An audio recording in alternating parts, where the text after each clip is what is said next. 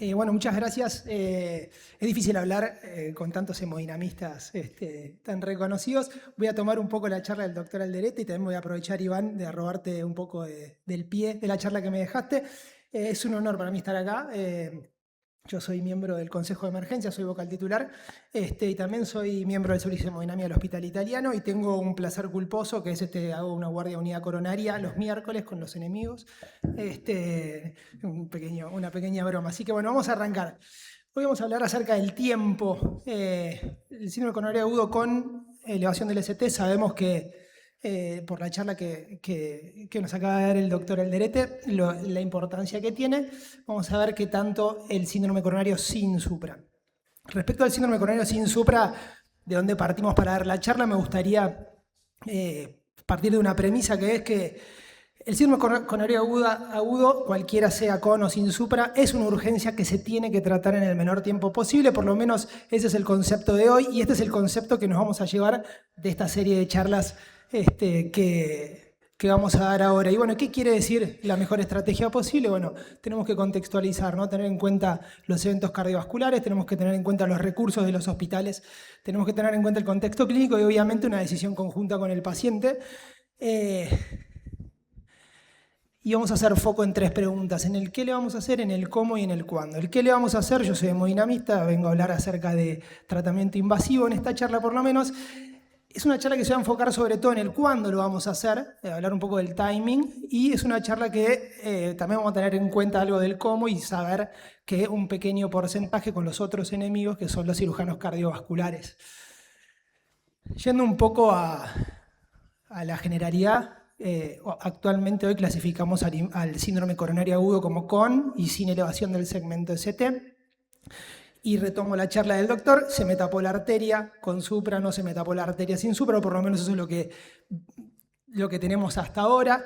Tal es así que la última guía de síndromes coronarios agudos de los americanos todavía plantean el mismo paradigma y engloba el síndrome coronario agudo en tres síndromes, ¿no? La angina inestable, el síndrome coronario agudo con elevación y el síndrome coronario agudo sin elevación del segmento ST. Dos palabras acerca del síndrome coronario agudo con elevación. Sabemos que el tiempo es miocardio.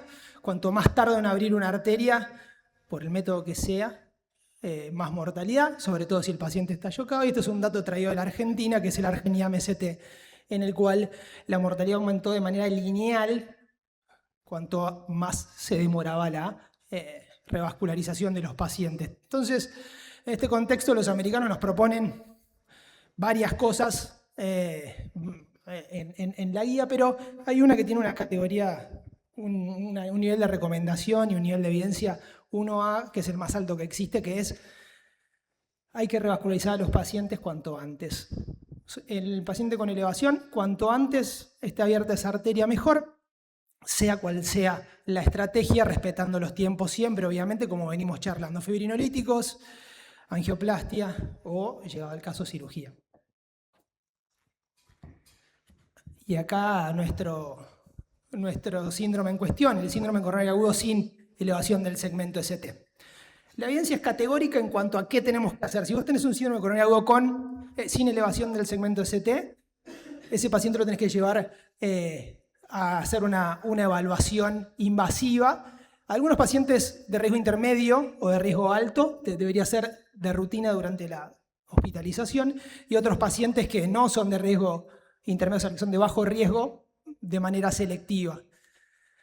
Ahora bien, el timing es lo que no está claro y es un poco lo que vamos a charlar ahora, ¿no? Si el síndrome coronario agudo apura o no apura. Hay algunos pacientes que sí, aparentemente, según los americanos, que son los pacientes que tienen angina refractaria, son los pacientes que tienen inestabilidad eléctrica, inestabilidad hemodinámica.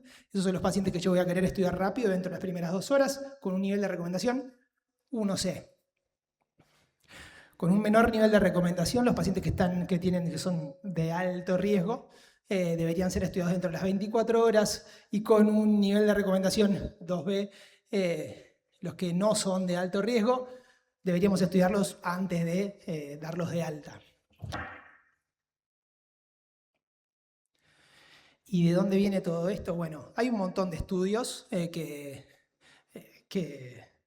podemos analizar. El que más me interesó es este metaanálisis que junta un montón de estudios, que son estos que están acá, en los cuales los autores trataron de ver si los pacientes que se randomizaban o que iban a una estrategia de revascularización temprana versus una estrategia de revascularización tardía, tenían más mortalidad o menos mortalidad. Es decir, comparaban una estrategia dentro de las 24 horas o posterior a las 24 horas. A eso llamaban revascularización temprana y al otro subgrupo, posterior a las 24 horas, revascularización tardía.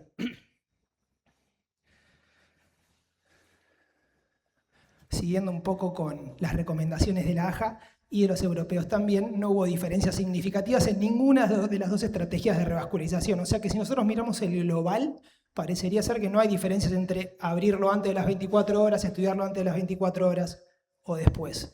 Sin embargo, como siempre, hay 4 subgrupos que escapan un poco a eso. Y es el subgrupo de los diabéticos, es el subgrupo de los que tienen biomarcadores positivos, es el subgrupo de los que tienen un Grace mayor a 140, que es un score de riesgo, y es el subgrupo de los pacientes adultos mayores de 75 años. Esos pacientes aparentemente, según este metaanálisis, son los pacientes que sí se beneficiarían de una estrategia de revascularización temprana. El metaanálisis lo englobó a un poquito más de 5.000 pacientes, algunos estudiaron antes de las 24, otros después, y lo que se observó fue eso, ¿no? Diabéticos, edad mayor a 75 años, atento a esto, el Grace mayor a 140 y pacientes con biomarcadores elevados. Un punto aparte, el estudio TIMAX, que está dentro de este metaanálisis, muestra de manera bastante categórica, esto es un randomizado, cómo se separan las curvas en los pacientes de alto riesgo. Fíjense que los pacientes que tenían un Grace mayor a 140, eso se llamaba alto riesgo, pacientes con un Grace mayor a 140, las dos curvas que están ahí se separan categóricamente. Y los pacientes de bajo riesgo, que son las dos curvas que están abajo, bajo riesgo o intermedio, no había diferencias. Entonces, aparentemente, si yo estratifico según el Grace, podría definir cuánto me apura una angioplastia, o por lo menos un estudio angiográfico no.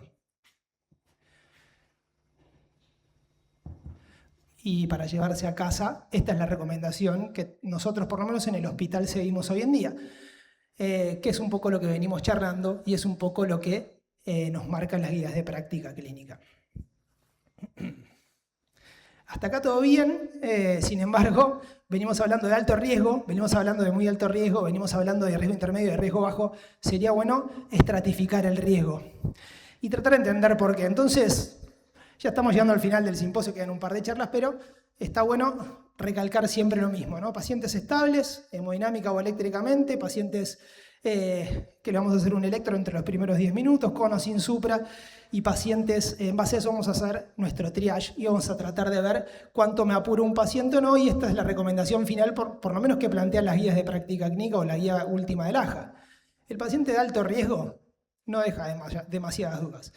Es el paciente que está en shock cardiogénico, el paciente que tiene angina refractaria o que tiene insuficiencia cardíaca, el paciente que tiene una IM aguda o alguna otra valvulopatía severa, el paciente que tiene inestabilidad hemodinámica e inestabilidad eléctrica, y que todo eso yo sospecho que es por una causa isquémica. Entonces, yo pienso que el infarto es lo que le puede estar causando esto al paciente.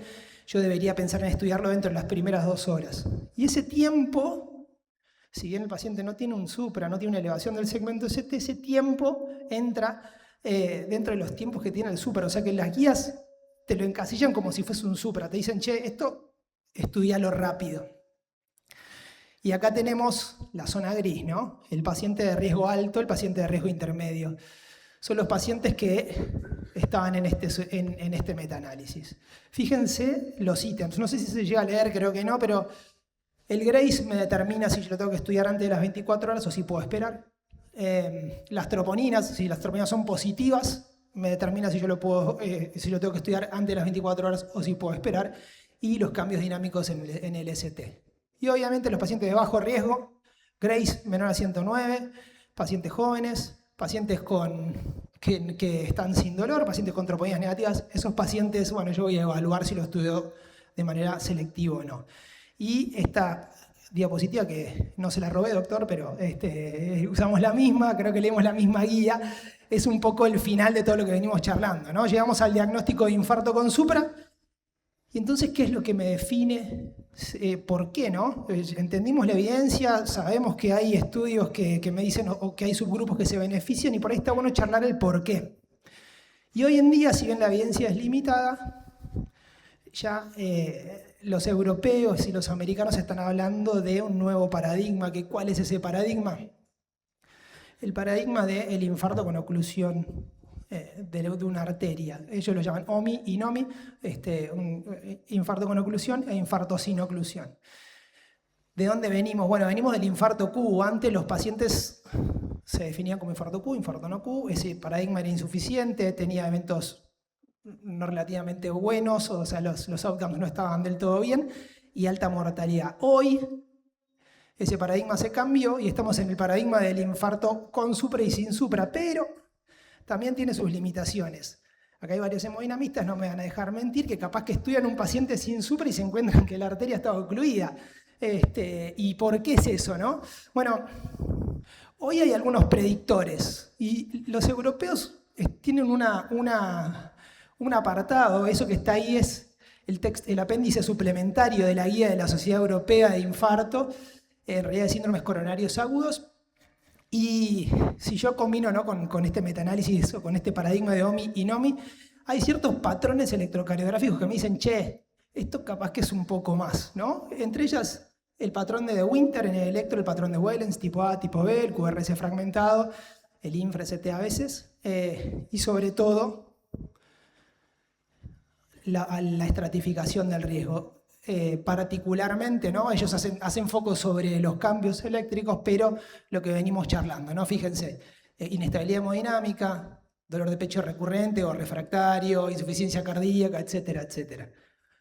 Hay algo que me gustaría hacer un disclaimer, y es los cambios dinámicos en el segmento ST, que acá los americanos difieren de los europeos, capaz que después me pueden decir qué opinan ustedes. Imagínense que tienen un paciente que tiene un supratransitorio y después nivela, entraría en esta categoría y yo estaría habilitado a estudiarlo dentro de las primeras 24 horas. Bueno, la semana pasada hicimos un paciente que tenía eso y tenía un infarto agudo de tronco, tiene un tronco suboclusivo, y capaz que se hubiese beneficiado de una angioplastia de urgencia. Bueno, el paciente se estudió antes de las 24 horas, creo que fueron 10 horas que nos llamaron a nosotros, y le hicimos una angioplastia de tronco a las 3 de la mañana, con IBUS y con todo lo que eso implica, así que fue un lindo baile de domingo a la noche. Y finalmente, este estudio que me gustaría nombrar es el ensayo DIFOCULT. En realidad es una serie de datos que mostró que muchos infartos sin supra, es decir, diagnóstico de infarto, cuarta definición de infarto, 2018, troponinas con delta, sin cambios en el electro, hasta casi un 30%, un 28% tenía una lesión oclusiva no diagnosticada. Entonces, quizás, si bien estamos, esto no es algo que debería aceptarse, hoy el paradigma es con supra, sin supra, y obviamente evaluar estabilidad hemodinámica, quizás. No me maten los hemodinamistas, colegas, yo no vengo acá a decir que hay que estudiar a todo de urgencia, pero quizás hay algún subgrupo de pacientes que hay que mirar con más cariño que otros, como para ver si tienen que estudiarse antes de las 24 horas, quizás como si fuese un supra o no. Dos palabras para el cómo. ¿Cómo vamos a revascularizar a estos pacientes? En general, estos pacientes, cuando yo los estudio, los debería estudiar con intención de hacer una angioplastia, salvo excepciones. Pacientes con enfermedad multivaso, con un syntax intermedio o alto, esos pacientes a veces son mejores candidatos quirúrgicos, sobre todo si son diabéticos y sobre todo si tienen insuficiencia cardíaca, capaz que se beneficiarían de otra estrategia de revascularización, pero en general la gran mayoría se puede resolver vía angioplastia. Respecto a la revascularización completa, hay un montón de evidencia en supra que así todo todavía no nos ponemos de acuerdo, si bien el culprit shock fue categórico en que hay que abrir la lesión responsable y después abrimos el resto, hay un montón de estudios que me dicen, bueno, si no está shockado el paciente, capaz que estás habilitado a hacerlo. En el infarto sin supra, no lo sabemos. Opinión personal, si ves una lesión fácil, usaste poco contraste, poca dosis de rayos y te queda otra lesión por resolver, capaz que podés pensarlo en hacerlo en ese mismo procedimiento, o si no, capaz que podés pensarlo en hacerlo en otro procedimiento. Y obviamente, nosotros en el Británico tenemos un heart team que discutimos, no todos, pero la gran mayoría de los pacientes que van a hacerse que vamos a estudiar con intención de revascularizar. Hay alumnos acá, hay residentes, hay especialistas, hay recontra expertos que viendo la charla, esto quizás es más conceptual para alumnos y residentes. En general, el infarto con supra va a angioplastia, son pocos los pacientes que no van a angioplastia. Y ojo, esto sí es un dato que me gustaría traer del ARGENIAM. Y quizás, yo trabajo en Buenos Aires, en un centro de alta complejidad, me llaman, ya llevan al paciente de hemodinamia, en 1 hora está abierto, en general menos de 2 horas. Pero la estrategia que mejor resultado tuvo en la Argentina fue la fármaco-invasiva, por lo menos en este estudio, en el ARGENIAM. Nos podemos sentar a hablar un montón de por qué fue así, pero es para tener en cuenta. No se olviden de los fibrinolíticos en el infarto con supra. Distinto es el infarto sin supra, donde los fibrinolíticos no tienen lugar, están contraindicados, no debería ni pensarlos. Así que, bueno, nada, como mensaje final para esta charla me gustaría dejarles esto, ¿no? Estratifiquen el riesgo de todos sus pacientes. Nosotros usamos el GRACE, es un muy buen predictor de eventos a largo plazo, de eventos en la internación, quizás algún otro score para ver eventos a largo plazo. Y en base al riesgo tenemos 3 tipos de estrategia: la invasiva temprana, la invasiva inmediata y la invasiva tardía. No mucho más, muchas gracias por su atención. Les dejo nuestro Instagram del Consejo y del Hospital Británico por si quieren seguirnos.